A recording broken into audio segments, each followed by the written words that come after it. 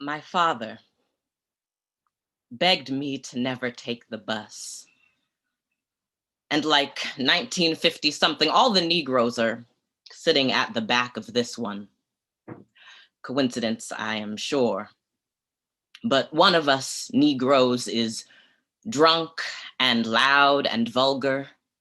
He boasts about his time in jail, and this Negro throws the other N-word around like a Jim Crow boomerang. And I feel my skin get hot.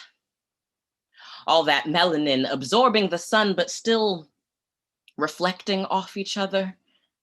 It's blinding such that we become indistinguishable to others.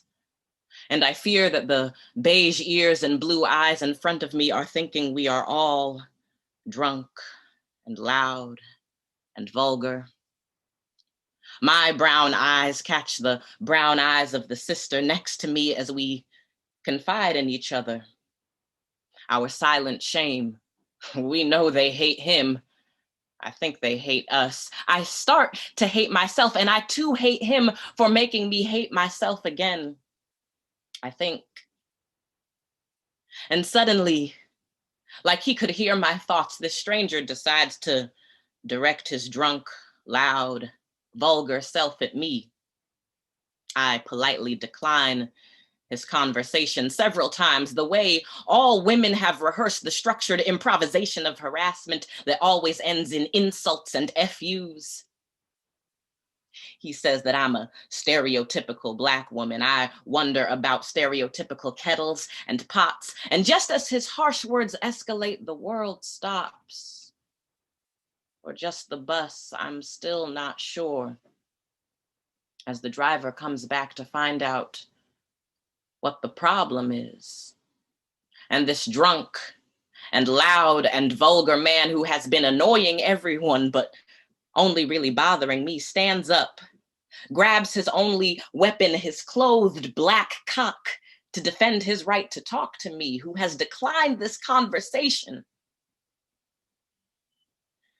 The driver walks away, back to the front of the bus.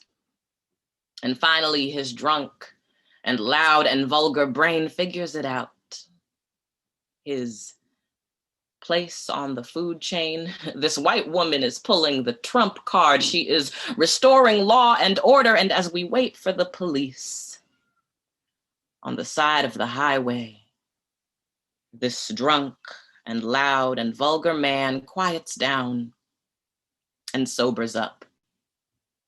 To apologize and beg this stereotypical Black woman for mercy, he asks me to tell them we don't have a problem. He calls me babe. I make him say my name. He tells me his life will be messed up if he doesn't get to where he's going. I know that I will be messed up if he ends up in cuffs or a coffin because of this night that reminds me of how much I hate being Black and a woman, this curse.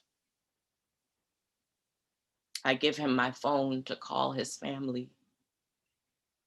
I remind him to pray.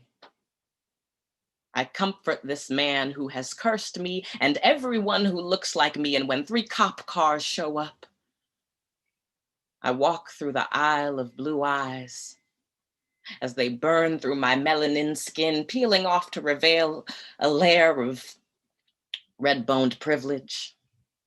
My summer tan disappears and I code switch into the type of girl who feels safe around boys in blue. And I try really, really hard to make this Black life matter before they make the kind of judgment that cannot be undone. And after they put him in the back of one of 3 cop cars that showed up in a response to one drunk, loud, vulgar man of color, one of the boys in blue asks me again if I knew this man. I tell them again that I don't, but perhaps at this point I do. I feel like Peter denying the Son of God before his crucifixion. The cop looks at me in disbelief and says, "Then why did you get off the bus with him?" And I want to say, because Trayvon, because Mike, because Eric, because Philando, because Alton, because He is drunk and loved and vulnerable, and his life matters. And I forgive him. But this character I'm playing doesn't talk like that, so I upwardly inflect. I just wanted you to have all the information. And I leave the boys in blue to join the blue eyes on the bus. We take off, and I pretend that we are headed to the same destination.